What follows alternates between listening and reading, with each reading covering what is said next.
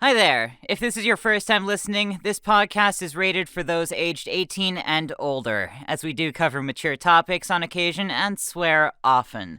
So if you shouldn't handle these topics, click the fuck off right now.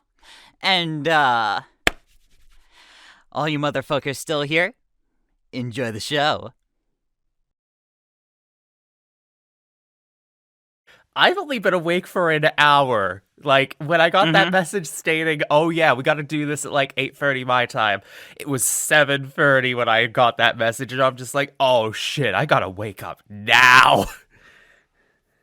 Well, it's funny because not too long after sending that message, I had a nap, so I just woke up not too long ago, so...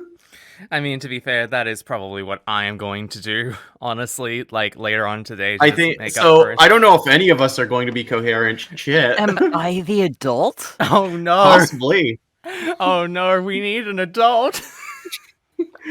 I just realized I'm an adult, a different entire adult. we do this entire fucking podcast unsupervised without adult supervision. What the fuck are we doing? We are chaotic. We are chaos incarnate. We are gonna cause so much bad shit. So much is gonna go wrong. And welcome to the Chaotically Queer podcast. Are we recording? Yes. Yes! Yes! Oh my god, it finally happened. Yes! I did it! Jazzy finally did it. Yay! I knew you were setting up for the segue, and I was like, let her cook, stay on target. I'm not to brag or anything, but I fucking nailed that. You did, Yes, actually. You did actually. Welcome to the Chaotically Queer podcast, the only podcast online where none of the hosts know what the fuck is going on. But you can hear all of us. Yes, I made sure of it this time. OBS is recording my audio. Also, if y'all want to know why there wasn't a podcast last month, I'm a fucking dumbass who doesn't check her fucking OBS settings before we record shit. God damn it, Chloe. Whatever. It's getting done now, so, oh my god, okay, so, for the record, it's like, 8:30 my time right now. It is like only a few days until June hits, and the cold is seeping in very hard. So if I sound like I only just woke up, it's only because I did. Yep. Mm-hmm. Sounds right. Mm-hmm. It's okay though. I've had coffee and got a lot of water on standby just to make sure that like my voice doesn't die on me. Good. Yeah, I had a feeling As it should be. I had a feeling you would be very happy to know about that, Missy, given the fact that like 90% of the time when we talk these days, you're just like, are you drinking water, Chloe? Well, yes. After I learned that you weren't. It wasn't that I wasn't drinking water. It was more just like, I just forget to sometimes. Why do you forget? What are you John doing? Krasinski staring at the camera in the office. And I just forget because ADHD be like that sometimes. ADHD. So the Twitter account, She-Ra Princesses of Power caps reached the Catrodoricus, and I was filled with the same emotions I did when the actual episode aired back in the day. Fun fact, that's now 3 years old now. God I've damn. still never seen it. You need to see it. Literally, part of the entire first podcast was about fucking She-Ra, and you still haven't gotten around to it, Misty? What the fuck? Nope.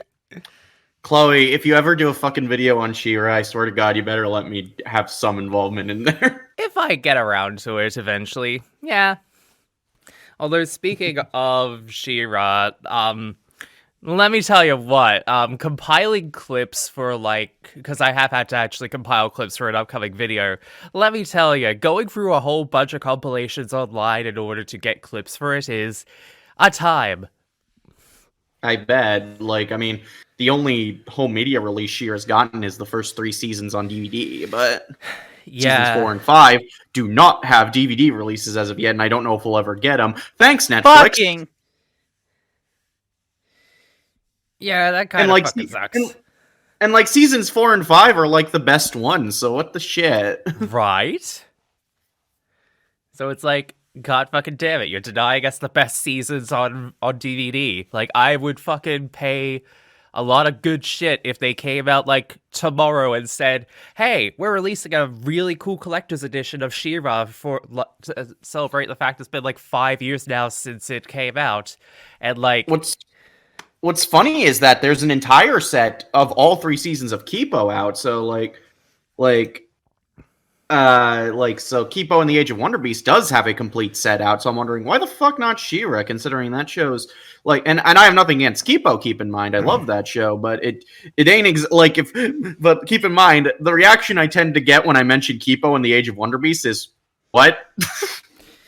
which is fair, honestly. I mean, Kipo and the Age of Wonder Beast is still pretty good, but also at the same time, I'm just like, yeah, I mean, compared to like all the other shows that have come out on Netflix around about its time, it's easy to forget that Kipo and the Wonder Beast exists. Well, it's because Netflix barely fucking promoted it, so. That is true, actually. Like, I'm happy it has a complete box set. I'm happy when any series gets a complete box set, regardless of my opinions on it. So even if it was a shitty series, I'd be happy that it has a complete set. Where the fuck is She-Ra? Yeah. And like, Netflix does this a lot with their series, where they'll have released home media of like the first 1 to 3 seasons of a show, but then not release the other seasons. Like BoJack Horseman got its first 2 seasons on Blu-ray, but has not had any of the other seasons on there as well. So yeah, same thing also happened with like the majority of like Voltron Legendary Defender, I believe. I think that one had. I want to say that one had a complete set, but yeah, I'm not that one does have a sure. complete set. I'm just like, oh Right. Wait, I can still buy seasons 1 to 2 of Voltron Legendary Defender at like a local DVD store? What the fuck? Yeah, I've seen like the box set of that around at like at a local Walmart near my place. So Hell yeah. That's wild. Because like Legendary Defender is like really fucking good, actually. I've heard it's good. I've never seen it. That's one I've never seen. Add that to gay cartoon bingo that I need to fucking watch already. So yeah, it's got some pretty good. It's got some pretty good queers in that one as well. It's also made by the same team who actually did end up working on She-Ra as well, because it was done by DreamWorks Animation Television. Right. I'm aware of that. DreamWorks knows how to make. DreamWorks makes good shit. So yeah, when it's not like dragons related for non-movies. I've never watched any of the fucking How to Train Your Dragon shows. I've seen all 3 movies, but I've never seen any of the shows. I was expecting you to say I've never seen any of the How to Train Your Dragon stuff at all, and I was going to lose my mind. Oh, good thing I saw the movies at least. Like, yeah, and I was just about to be all like, "Wait, you haven't fucking seen it?" God, I get enough shit for not seeing seasons 3 and 4 of Korra. I don't need this.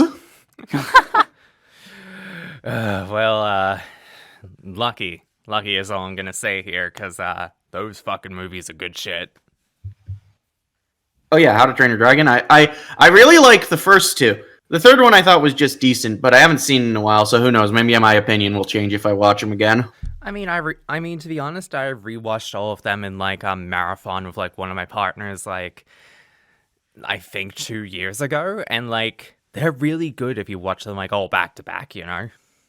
But I do appreciate that the third one has the Blue Eyes White Dragon, though. So, fun fact: I have a Build-A-Bear stuffy of that one. I just like that it exists because it's the Blue Eyes White Dragon, and as a Yu-Gi-Oh fan, I feel validated. Oh wait, yeah, it is the Blue Eyes White Dragon, isn't it?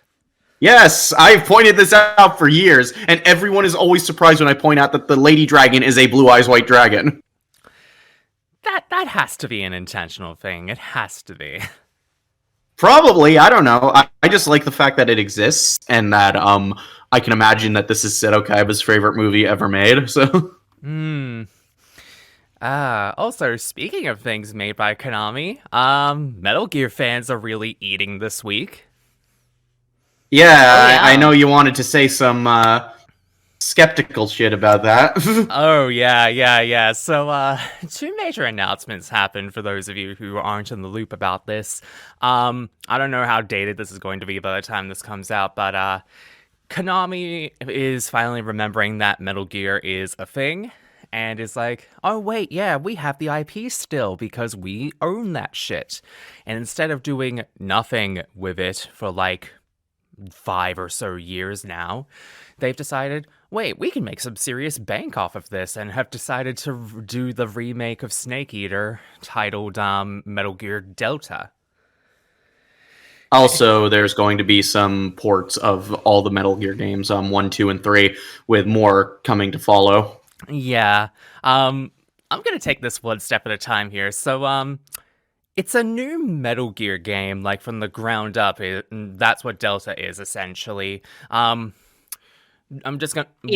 Is it going to be like a full rework of the story? It is a full remake of Snake Eater. It does not, however, have Hideo Kojima involved. That is No. and that is strike one right there, because Konami trying to make a Metal Gear game without Kojima. That's fucking strike one right there, because like you do not fucking make a new Metal Gear game without having the godfather of the goddamn franchise working on it. You want to know what happened the last time they tried to do that? Metal Gear Survive. Thank you, Jazzy. Okay, so I'm gonna say right now that I think I'm just going to counter this by saying I think we as a culture have overhyped Hideo Kojima to hell and back, because I think the man has made wonderful games, but I also think more recently he's made some boneheaded decisions. The decision to not bring back David Hayter in Metal Gear Solid 5 and have him played by Kiefer Sutherland, who did not sound like he could give less of a shit. And as well as the fact that Death Stranding exists, so and it's not a good game. Apologies to Death Stranding fans. It's fine. Do we know who the directing and writing team is on Delta? We do not yet. I am cautiously optimistic for a Snake Eater remake, because I think it is a good idea. Snake Eater is one of the best, but it's also a massive undertaking, because Snake Eater, even in comparison to the other Metal Gear Solid games, is a fucking masterpiece. I'll say Snake Eater is one of my favorite games of all time. So with this being a remake, unlike a lot of other remakes, I have like mega high expectations for this thing. And well, I think it would be a disservice to the franchise itself not to have massive expectations. Mm-hmm. Like, the amount of weight that Metal Gear Solid carries with it at this point. Like, it, alongside Hideo Kojima, as you said, Jazzy, I think the franchise itself has reached mythology standard. Like, it's up on it's been hyped so far, and to an extent, like, you play the games and you're like, wait, was this written? What was that? You keep cutting. Your signal's going really weird, Missy. Fuck me. Don't fuck me. Oh yeah. I've been having internet problems. So I think I'm going into these new Metal Gear projects with kind of a more nuanced look at things. Just because I was saying the Metal Gear Solid franchise itself has been mythologized. Right. And I think I'm going in with a pretty nuanced perspective, because while I love the Metal Gear Solid series, I'm not as hyped up on Kojima as a creative as most people, just because, particularly recently, I think he's made a lot of questionable creative decisions. And that's pretty fair when you're putting it like that. I'm just more saying it's a strike against Konami, because like it's not more so that like, oh, you can't make like a Metal Gear game without Kojima. It's like you have the balls to make a new Metal Gear game without the original creator, after you literally basically screwed him out of everything in the lead up to Metal Gear Solid 5.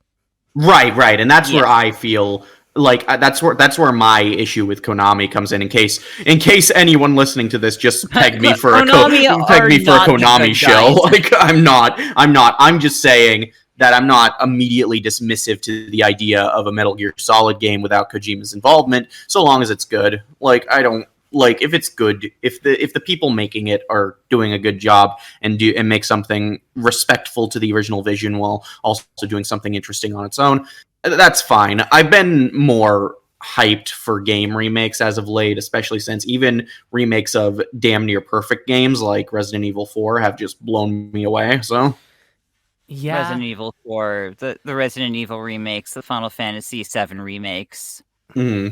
like all of those are remaking like top tier ass games, and they managed to deliver something so good. Yeah. I do think that Konami is at least partially riding the hype of that by saying yes, we are remaking Metal Gear Solid.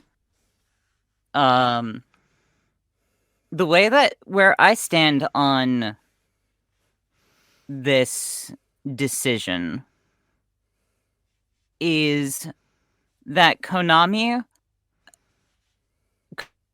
had even like having addressed everything that like Konami are not the good guys as a company. Absolutely not. No.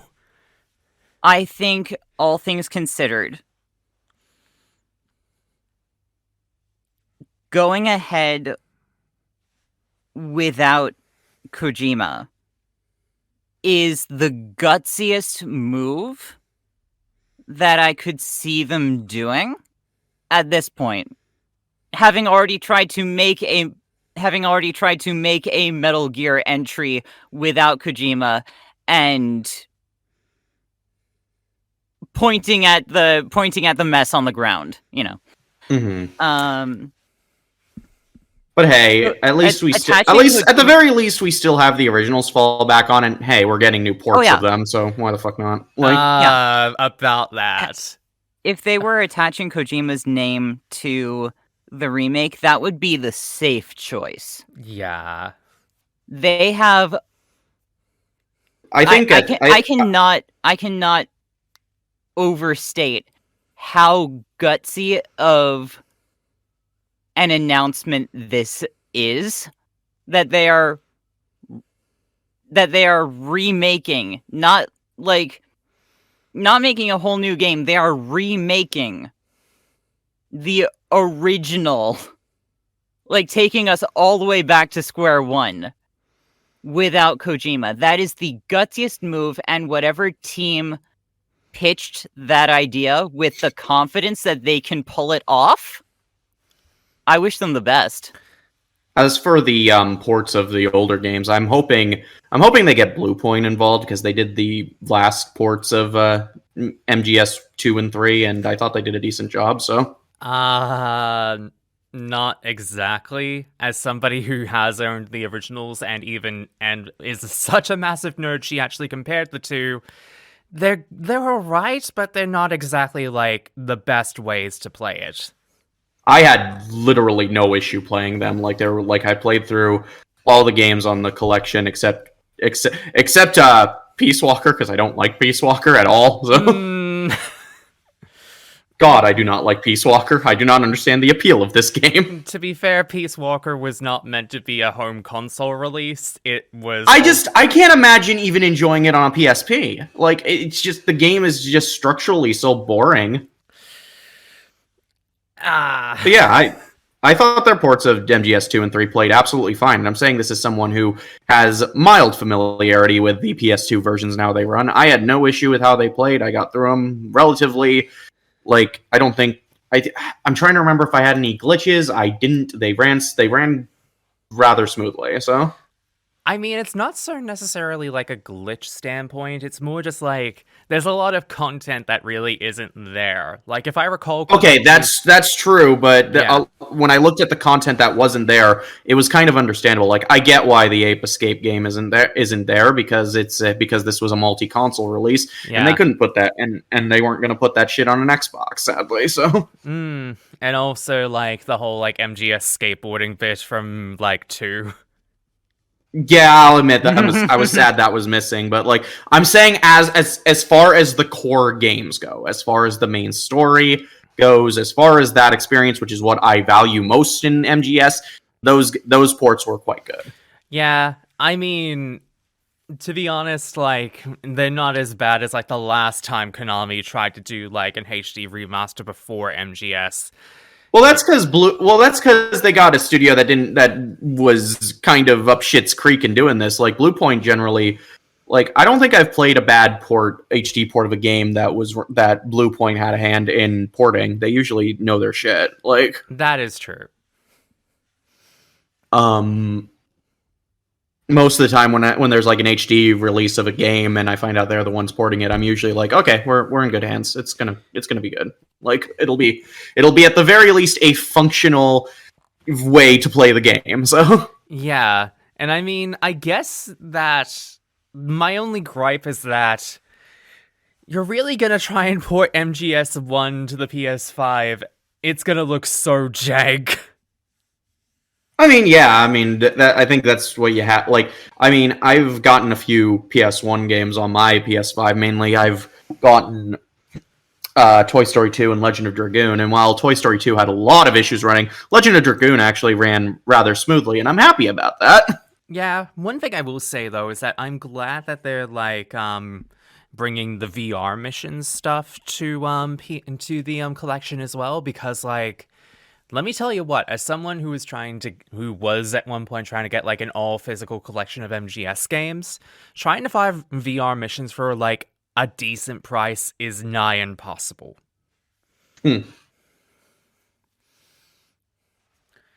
But I mean, one of the other big things I'm actually kind of hyped for is the idea that like we're gonna potentially get MGS4 ported as part of like Volume 2.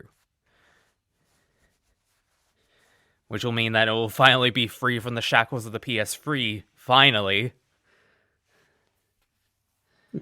Well, that's good. Yeah, because so I'm happy to be able like to have a new way to play MGS. I'm very grateful, especially since my PS3 kind of died, and that was like the most current gen way to play the series. So yeah, it was a bit like that for a time because like Konami immediately after MGS5's release and after Survive tanked were just like, right, okay, we're just gonna not do anything with this franchise. It's basically dead. I mean, it wouldn't be the first time they did something like that. I mean, after they did the HD... Well, actually, no, like, I guess they did try and do something with Silent Hill for a while. And then that whole thing with Silent Hills happened. And then not much has happened since. Konami's just a shit show. When has Konami ever not been a shit show in the last decade, honestly? That's fair. But yeah, that was like my whole little rant about like the Metal Gear stuff. Like, again, I'm cautiously optimistic about the Snake Eater remake. But at the same time, I'm also just like, the last time I was this optimistic about something Metal Gear related, I ended up getting a bit disappointed by the results of it. Not to say that I didn't like MGS5, but I'm also just like, I'm in the camp of it could have been better. I'm in the camp of it was kind of shit, but I understand I'm in a huge minority with that one because people really love that game, but I fucking hated MGS5. I'm sorry to anyone who likes it. I thought it was bad. I mean, that's just your opinion, and like we respect people's opinions around here. And I didn't even beat it. I only got halfway through, and you're gonna think it's petty the reason why I stopped playing it. It's because of the padding, isn't it? That was one, and two, I really fucking hated Kiefer Sutherland's take on Snake. Like, it was so bad. I was like, why was this a recast? How is this an improvement? Like, there's no energy. There's no energy to this character. To be fair, I think your assumption that it was a Kojima decision wasn't exactly the thing. I think it was a Konami decision. No, it was Kojima. It was Kojima. Hater has confirmed many times Kojima has tried to recast Snake. Like, so. Oh, shit. Okay. No, David Hayter, like, ask him about Kojima. He's not going to have the nicest things to say. So. Oh, well, I'm glad that he doesn't... I'm guessing that he's glad that he's coming back for the Snake Eater remake. I hope so, because if Konami tries bringing in Kiefer Sutherland again, that's gonna be the point where I immediately nope out of getting this thing. No, they've confirmed that the entire original cast of Snake Eater is coming back for it. Good, because the cast was fucking excellent. Yeah, I don't think I can imagine anyone else playing the boss, to be honest. Yeah, Lori Allen was really good in that. That was Lori Allen who played her, right? Yep. Very good. Yeah, and also Neil Ross is the villain. I already love Neil Ross's voice work, so. Oh, but yeah, that was my whole rant about the whole thing about the Metal Gear stuff. Again, I'm excited for the fact that Konami is acknowledging Metal Gear again, but also I'm just is this a genuine attempt to try and revitalize the franchise, or is this just a cash grab? I guess only time will tell. But I mean, the fact that it seems like it'll be. I mean, have they said it's a PS5 exclusive, or is it coming to other consoles? I think the remake is PS5 exclusive. That actually makes sense, yeah. Yeah.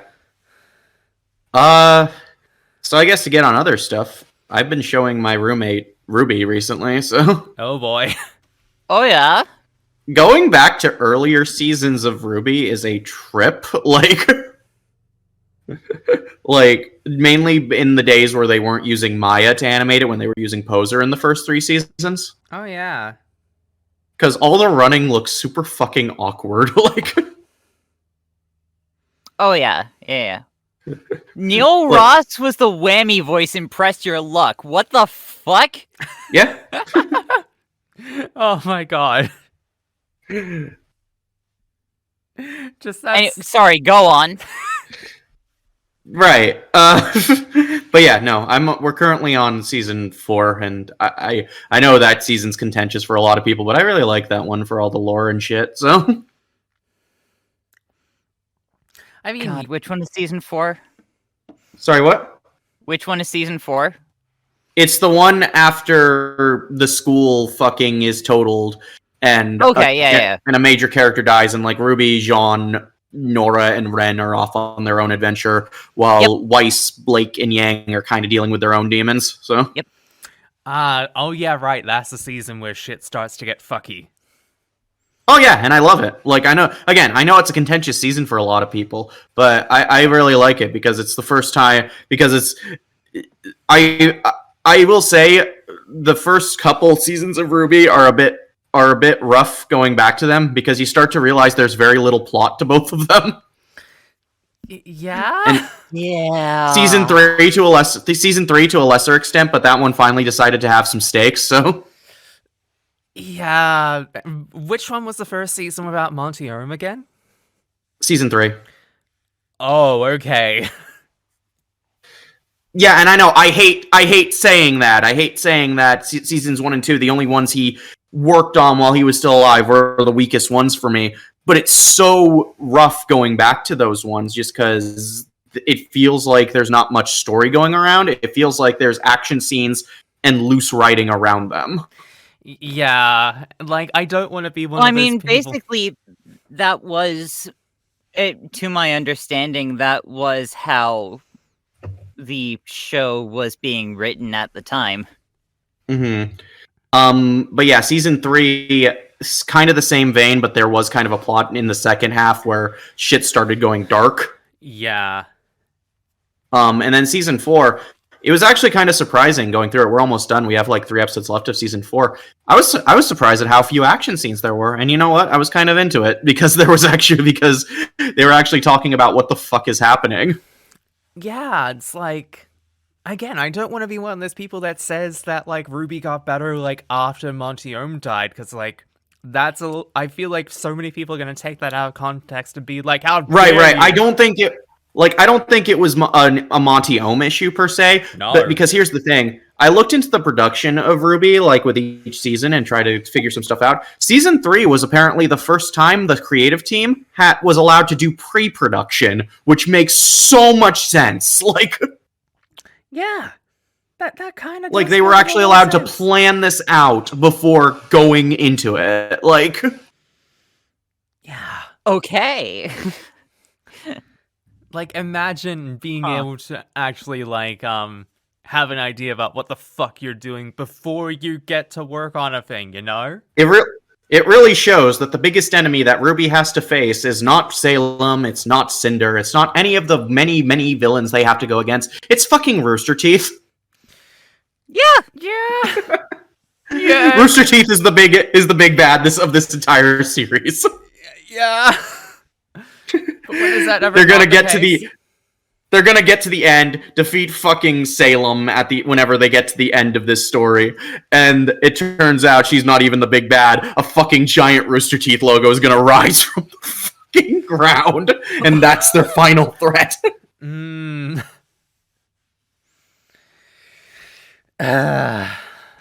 It would be an ambitious venture, I will say that. So Yeah, and it would also be like, I mean, It just straight up becomes animation versus animator at that point. oh my god, that's a fucking throwback right there. Like, that is Like- ancient internet lore you are speaking right now. do not speak to me of the ancient Don't texts. speak to me of the deep. Don't speak to me of the. I was there when it was written. Yeah. Look, if you fuckers are gonna start quoting Narnia, I'm gonna fucking tell you right now. Y'all are just like, oh yeah, you quote the Disney ones, but I fucking watched the fucking BBC ones. Fuck, that's old. Yeah, those are the ones I fucking grew up on. Like the ones like from the 80s and 90s old. Speaking of CGI lions, we've been having a bad movie marathon in one of my movie night groups. We do this thing every Please do go on. we do this thing every year where we pick bad movies, and like during the month of April, going into May this time just because we were very delayed, but usually during April we go through. We each pick a bad movie for our selection, and by the end we decide which person had the worst. My submission was the Lion King remake, and No. I think I hurt them accidentally. Yeah, I'm not fucking surprised. I was like there was just a point where like after every song we had to pause the movie because we were like, what the fuck is why the fuck did they destroy this wonderful piece of music? Look what they did to my boy. Speaking of artificially created soundtracks for Disney remakes, I haven't seen the Little Mermaid remake yet, but I did listen to the soundtrack. I have not seen nor listened yet. I have not done either, but I'll tell you what I did watch last night. What? Guardians Volume 3. Oh, that one's good. Yeah, and let me tell you something. I hear Hot it's fucking good. take right here. It probably has the best music selection out of all the movies. You're correct. That's not even a hot take. That is a very cold take, Chloe. That is like ice fucking cold. I don't know. I felt like people are just saying that. I felt people were going to be all like, oh, Volume 2's was the best. What are you on? I mean, I think all three movies have killer fucking soundtracks, but I'm gonna say 3 was probably my favorite soundtrack. I'll say this right now. After watching 3, I have no desire to see most of the upcoming MCU. I'm just kind of pooped. Like, Yeah, I kind of don't blame you for that. In my own personal little review of it, I said, like this is literally verbatim what I wrote. This is many people's finale to the MCU, and I can understand why. Also, I can no longer listen to The Dog Days Are Over by Florence and the Machine without fucking crying happy tears. Oh Mhm. no! oh yes, but yeah, I don't know. Like, I'm gonna be honest, guys. I debated watching the new Ant-Man movie for the sake of this podcast because I knew I'd fucking hate it. Like, I didn't. God. Maybe I will next month. Like, Yeah, because no. everything I've seen about that movie is, and considering I hated the first 2 Ant-Man movies, I'm probably gonna fucking despise this one. Me and Jem actually had like a discussion about that because I told them about the fact that it came on, and she pretty much said to me, "Why would I want to watch something even just to hate watch it? Like, what is the point of it? I actually want to watch like good movies, and That's not just, like, kind of what's why my- I didn't. That's Good kind of thing- why I didn't. good take. I mean, I'm very hesitant to watch bad movies for podcasts unless it's a part of a marathon or something, like I did with those goddamn Twilight movies back on Gals of Geekdom. Yeah, and like But no, like I'll just say, like, yeah, I have no desire to watch the third Ant-Man movie unless there's something funny I can get out of it for a podcast, because it just, again, I hated the first two. What reason would I have to see this one that apparently even people who liked the first two don't like? I mean, to be honest, at this point, there's really no point to even watch Quantum Mania, even for like a storyline standpoint, to just keep in the loop on the MCU, because fucking Jonathan Majors is pretty much just getting like erased at this point. Pretty much, like, God, and like, it was funny because all that happened. I remember my friend was telling me, yeah, Jonathan Majors was the only thing worth seeing in this movie, and then that shit happened, and they're like, and then she just says, okay, never mind, there's nothing worth seeing in this movie. Yeah, there is nothing worth seeing in Quantum Mania, so like, yeah. I did see one clip of Quantumania that made me cringe. Like, Which one was it? it's the one where his daughter, whose actress is doing a terrible job, I'm sorry, Oh. goes to Madoc and says to stop being a dick, and it's this very cringy written conversation. Like, So the basic trailer fodder. well, it's basically, she goes to him, it's like, you need to stop being a dick, and he's like, no, it's too late for me. And then she says, verbatim with a serious expression, it's never too late to stop being a dick. And it's the worst fucking thing I've ever seen. Like, I've never wanted to burn the pages of a screenplay before, but that made me like just want to find all copies and just burn them. Like, this scene needs to be erased. Like, Wow. I know we as humans have done fucked up shit over the years. We did nothing to deserve this. I mean, not wrong, but also, yikes. Oh, it's so bad. It's so awful. Like, I checked out of the MCU after Loki. I think I started checking out of the MCU after WandaVision because that show frustrated me. I want to talk about that first. I want to talk about WandaVision for a second and why that show bugs the fuck out of me. Oh no. All right. So, I actually really liked WandaVision for most of it. Like, Yes. it was very creative. I liked the sitcom setup. I liked how every episode was kind of covering a new type of sitcom, and it was so, and the ways it was advancing the plot was so cool. This was something new. This was something interesting. I was really excited.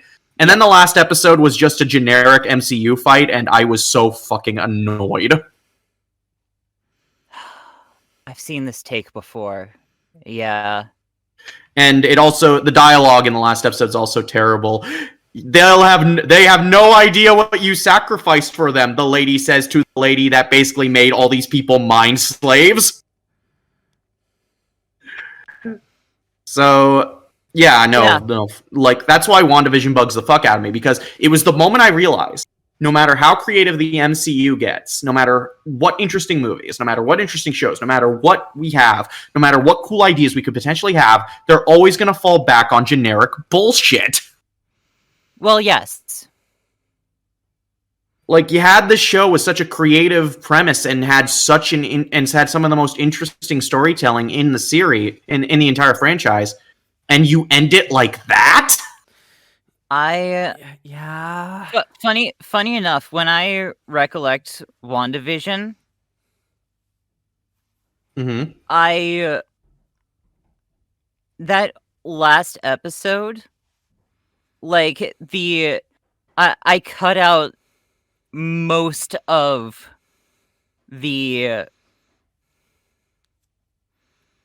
to use an analogy that oddly enough fits with the show, I cut out most of the footage of the MCU fight itself, so it just goes straight from revelation to breaking everything down and something ship of Theseus. and straight to the end. I guess, yeah. And I would too, but the problem is I bad. appreciate WandaVision in a vacuum. I've never been super invested in the MCU, and that's kind of why I love WandaVision as much as I do. Mm-hmm. I wish I could still enjoy WandaVision despite the ending, but bad endings are a really big sticking point for me. Like, I can... That's fair. And keep in mind, there are exceptions to this. I don't particularly like the ending to Mass Effect 3. Still love the game. Like,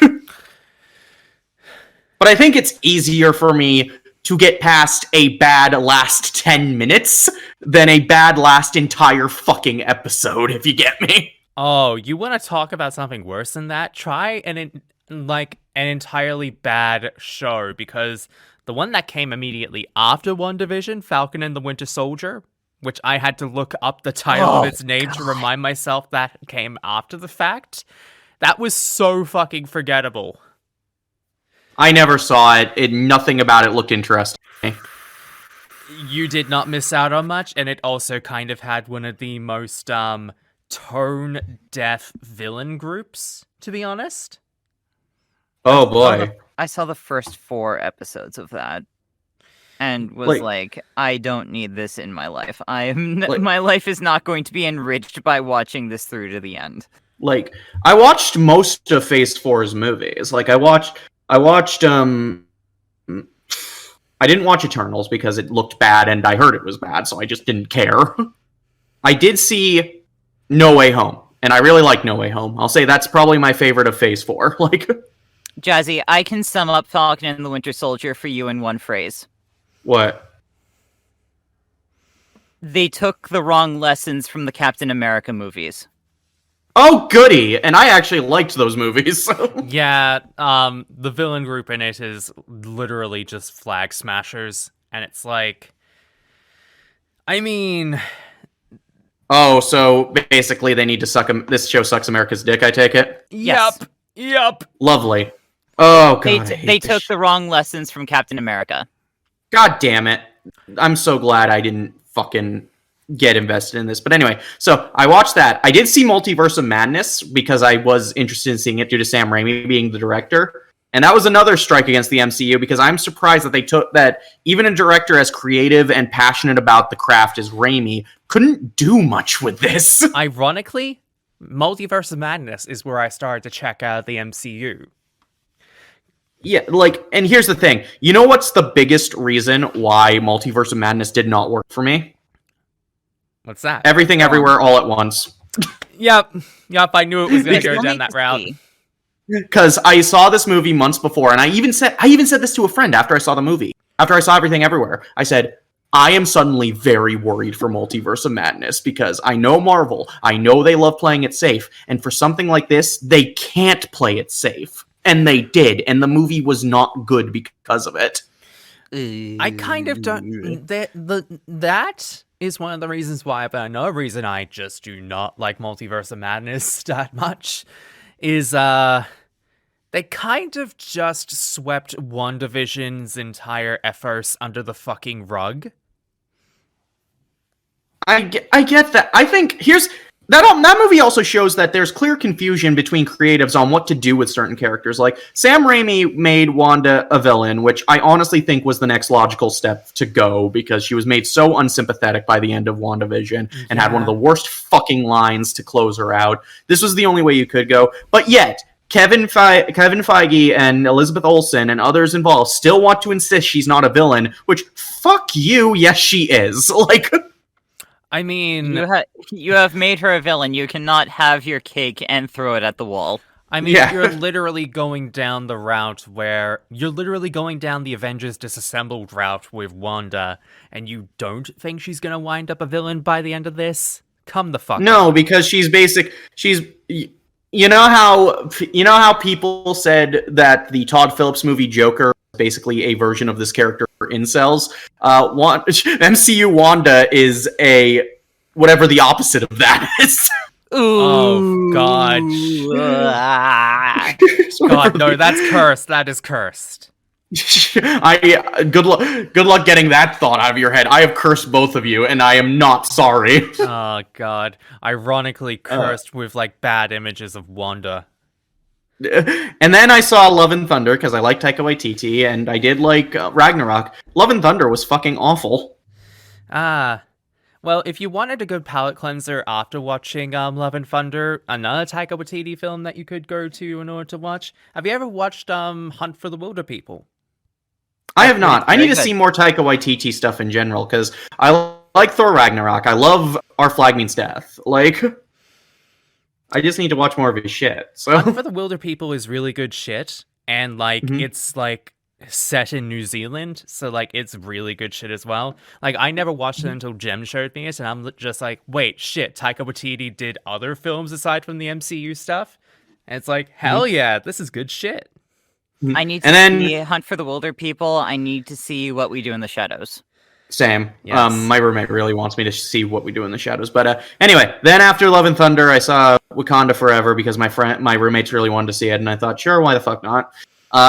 It was good. I just find it very disingenuous. Like, and people say I'm rather cynical for saying that, but I stand by that. I think it's a disingenuous movie. It's kind of cynical to say that, but I'm not going to say you're wrong for saying it's disingenuous, although it did make me cry a bit. So I cannot judge other way. Like, my problem with it being the reason why I say it's disingenuous is because, one, you're so insistent on not recasting T'Challa, but in so many other instances, you were more than willing to recast actors in the cases of actors not being around or actors dying. Hell, there's some generic white guy who was played by William Hurt, who's going to be played by Harrison Ford now, whose name I don't even fucking remember. You want to recast him, but you're not going to, like, bring in a new face for one of, like, your predominantly black superhero. And two, a lot of the emotional core of that movie focuses on a character played by an actress who is very anti-vax, so fuck that. True, honestly.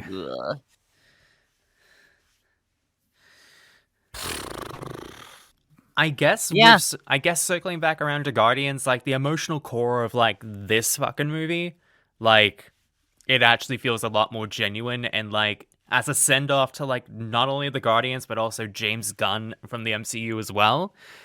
God damn, the man knows how to bring the fucking heart, but knows how to really tug at the fucking heartstrings in these movies. It's this movie that makes me very excited to see how he's going to handle DC, because I think he's going to do a good job. Because one, we've already seen him do a DC movie, and that was the Suicide Squad, and that was fucking amazing. So also, we know that he can do fucking good DC TV shows as well, because Peacemaker was good. Yeah. So I have no doubt he's going to do well. I'm just rather disinterested in what DC has in its last legs of the DCU. I mean, I didn't see the new Shazam, didn't look that interesting. No. I think my friend's going to end up dragging me kicking and screaming to Flash, so... Flash is like the last thing of, like, the old DCU, is that correct? I think so, but there's also Blue Beetle, which looks fun, and is that still coming out? Yes, it is. Oh god! And then the Aquaman sequel, which I have no opinion of, but I know people on the internet sure gonna bitch way too loud about that. So. Oh my god! But yeah, no, I'm probably going to be seeing The Flash just because I have a friend coming over for a month who really wants to see it. Just to kind of satisfy curiosity, and I'm just going to tell her to pay for my ticket, and I'll pay for the snacks just so I can feel like I didn't put money towards the Flash movie. Yeah, technically you'll be paying, like, the cinema for that. Right, it's like, the only reason I have a mild curiosity for that movie, is because, hey, Michael Keaton's back as Batman. I can dig that. I feel like that's one of the only good things about that, to be honest. The thing is, they really understand that they cannot sell this on Ezra Miller. They cannot. So a lot of the trailers and other advertising have been focusing on literally everything else. Like, yeah, everything that's not the title character. Yeah, it's just like, imagine trying to, like, sell it on Ezra Miller after, like, all the shit they have done by this point. Right. It's just not happening. So I do understand, and in a weird way, kind of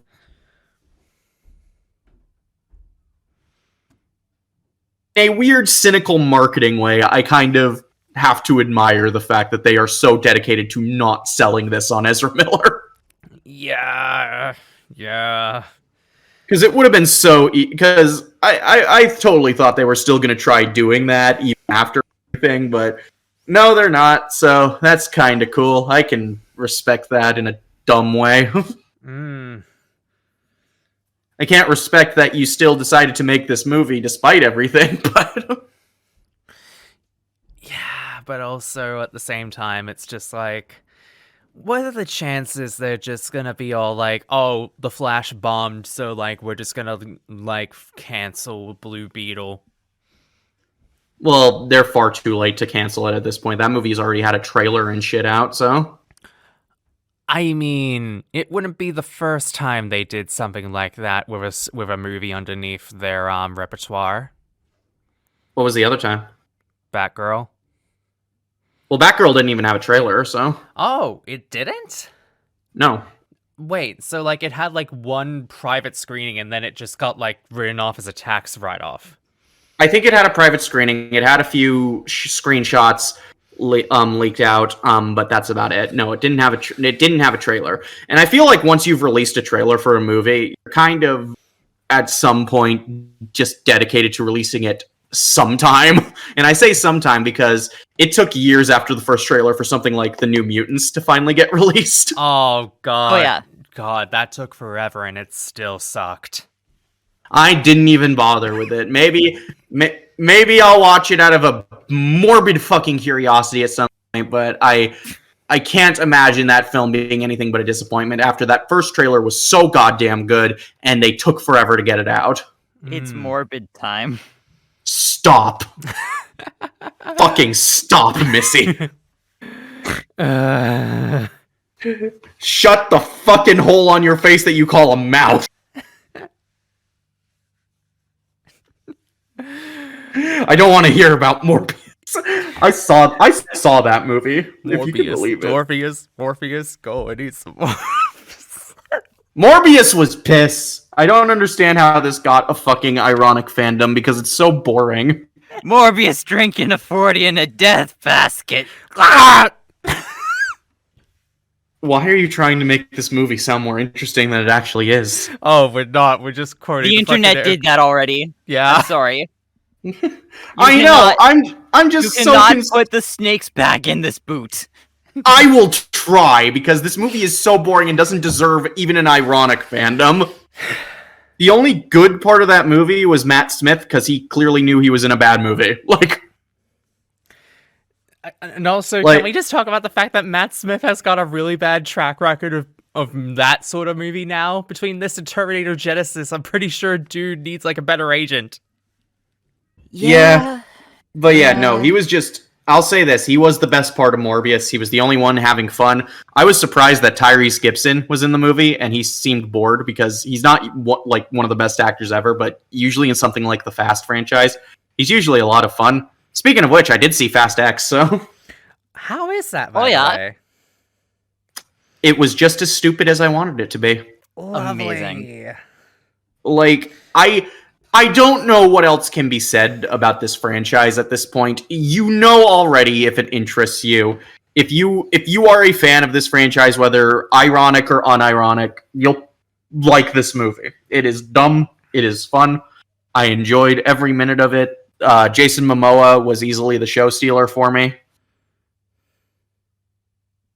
Like, he makes a very fun villain. I liked him a lot. But yeah, it is a dumb, fun movie. If you enjoy the Fast movies for that fact alone, you will like this one.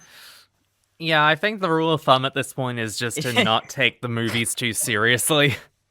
And yet some people still do. Movies for a movie that is fast. Like, people still do. I see posts on Twitter all the time going, it's like, oh, you guys realize the plots of these movies are stupid, right? And I'm like, yes! You aren't telling anyone telling anyone who's still interested in these movies anything they don't already know. Listen. when the entire marketing point hinges on them trying to show off the dumbest shit possible that cannot work in any feasible like imagination period, in with just doing whatever they want with cars in the marketing and the trailers and damn near everything, you gotta just stop taking these movies too seriously. Yeah, no, they are what they are. They are dumbass popcorn movies. They are dumb action movies that are in cars, and Vin Diesel talks about the importance of family for the upteenth time. And it's like... They are... The only really big fault that kind of distracted me from the fun is, like, they are really reaching for reasons why in-universe Paul Walker's character isn't there. He's a family man now. He can't get involved in this stuff. He has a kid. But it goes a step further. Like, I don't want to explain why because spoilers, but there was a point in this movie where I was just so bugged by the fact that there was no explanation for why he was there. It's like, why not just recast the fucker at this point? Like, I'm not saying fucker in a disrespectful sense, keep in mind. I'm just saying, like, if you're really that pressed for ideas on how to deal with not having him without him actually being there, just recast him. It's been long enough. Like, it's been long enough since Paul Walker died. I don't think anyone would judge you. God, it's been a decade now, hasn't it? Yes, it has. Because he died in 2013 and the movie came out in 2015. Mm-hmm. Fuck! Mm-hmm. Fuck! Mm-hmm. Yeah, so I don't know. Maybe I'm in the minority when I recast the character of Brian O'Connor already, if they're really going to keep trying so hard to explain why he's not there. I mean, given the fact they now have 2 more movies to bring him back for, because like Vin Diesel kind of hinted at the fact that what was originally going to be a 2-part finale is now going to be a trilogy finale. Yeah, and What? I mean, I'm excited. Yeah, it's now going to be 3 parts, and I want to be excited, but I'm also, as someone who remembers the production of the Hobbit films, I'm very concerned. I was literally about to say, the last time a duology went to a trilogy, we got the fucking Hobbit movie, so, you sure you want that, Vin? Like, I am very... Apparently, no, that wasn't Vin's decision, it was a studio decision, which of course it fucking was. Of course it was a fucking studio decision. Mm-hmm. But yeah, I mean, as far as Fast X goes, it's a fun movie. It is exactly what you will probably expect from the 10th entry in this series of dumb movies.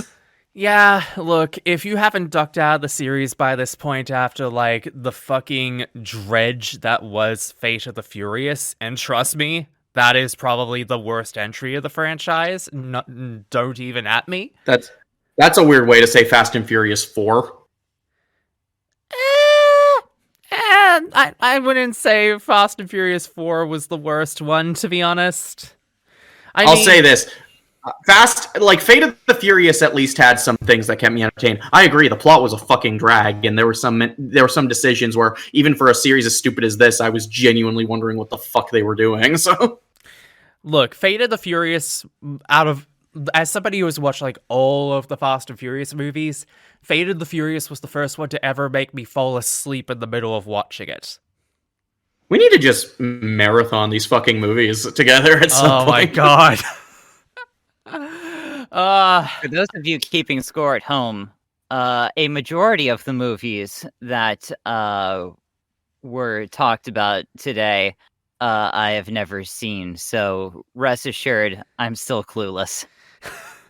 Well, you see, a Fast and Furious movie, Missy, is a movie that's about car action scene, characters who are allegedly straight being unintentionally gay, and Vin Diesel talking about the importance of family. I don't know, between the Fast and Furious movies and Yakuza, I have this weird niche love of franchises that try to be super macho that they end up going the exact opposite direction and being wholesome. What's more masculine than 2 men? That's fair. I think, because I swear, most of the characters in Fast and Furious are banging. Like, you want to talk about the importance of family? Like, the entire Toretto like extended family may as well just be one one super complicated polycule. I was about to go there. Ha! God fucking damn it. I'm sorry, Chloe. It's okay. You got there before No, I you're did. not. You deserve to make the comment. Yeah, you're right. I'm not. Oh god. Okay. Dare I ask, what are y'all up to this month? Trying to find work until I have a job start in July. So. Isn't there another thing that you're promoting? Oh yeah, that fucking.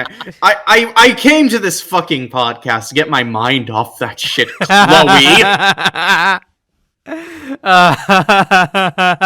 How is that going? The quest for Camelot video essay is going well. I've gone a few days with a finalized script, so I think I'm ready to record. Unless Good. someone else has new info they want to point out that I can't resist putting in. God damn it. What, has it happened? It hasn't happened, thankfully. I think I've gotten every bit of information I could out of the goddamn movie that I was not expecting to have so much info on. Imagine if you just get a DM from someone being all like, oh yeah, here's another piece of trivia you could probably use for your Quest to Camelot video as you finish recording it. Just watch. That's probably going to happen while I'm editing. Look, if either of those things happen, you could just like go into my DMs and just be like, God fucking damn it, Chloe! And you'll know exactly what I'm talking about. Yes, I will. Then again, I can't talk. I literally just finished scripting the fucking top 20 personal favorite animated shows from 2010 to 2022, like just a couple days ago. And I can already tell people are gonna call for my head to be on a fucking pike by the time they watch it. Oh, I can't wait. I'll probably be one of those people. Look, it's gonna be interesting.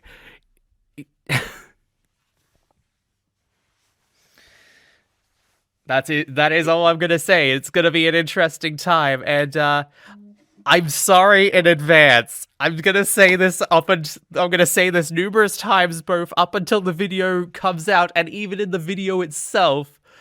But I am sorry in advance. This is gonna hurt me more than it hurts you, because holy fucking shit, I have never had to just assess like my likability, my rewatchability, and my general would I ever, and just generally everything about like 20 fucking shows.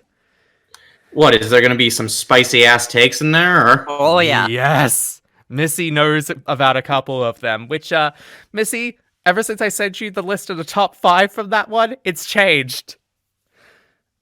I'm very curious. Oh, goody. Chloe, can you send it to me directly? I won't say any out loud in the recording. I'm just going to have a fresh, non-spoilery reaction. Okay, bear with me for one moment.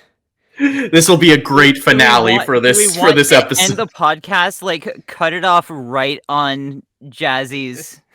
So, like, Chloe, don't send it just yet. Do we wrap everything up and then just hard cut on Jazzy's reaction? No. I actually want to keep this. I actually want to keep this as part of it. So, all right, bear with me for one moment. This is gonna be fun. I'm gonna send. I am gonna send you the first half on there. Okay. And if I accidentally let anything slip that I'm not supposed to, just bleep it out. Yeah, don't worry. If you mention anything spoilery about it, I'm just gonna cut this out of the recording. So that's the top. That's the bottom 11. That's the bottom 10.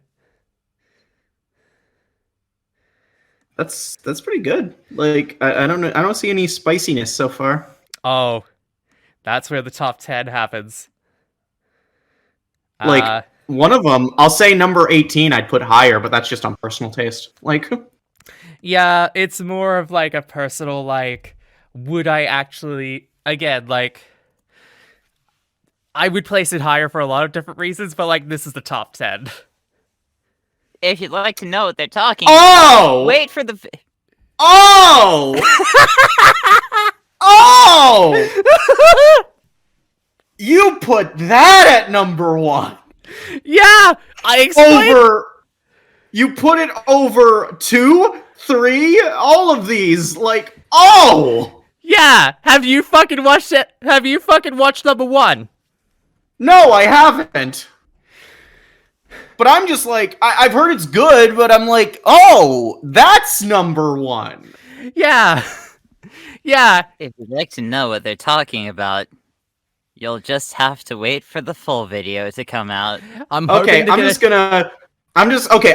over the 10 and I'm just gonna give my opinion, what I think of each one, based on what I've seen. 10, I like that one, never finished it.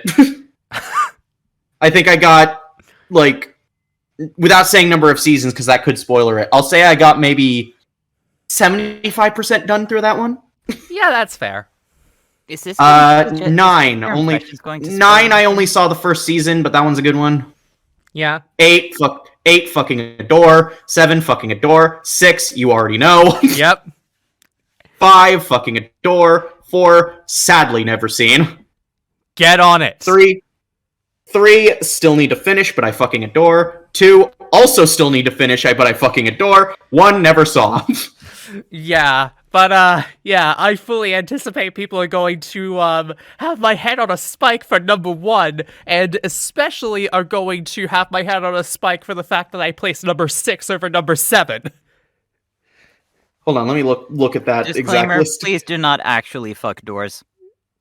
Yeah, I'll say that you put number 6 over a lot of other shows that are over it, but that's personal opinion. We all know how I feel about that one, Chloe. Fair, but also, like, going back up to number 14, I feel like that is gonna be the point where people just be all like, what the fuck is going on here?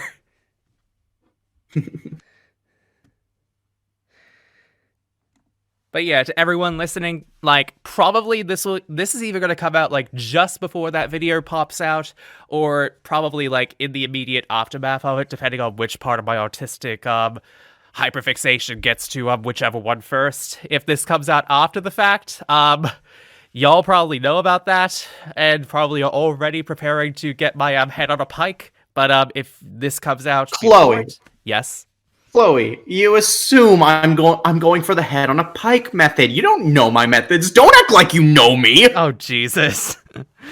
I mean, you called for my lynching on a podcast like 2 months ago.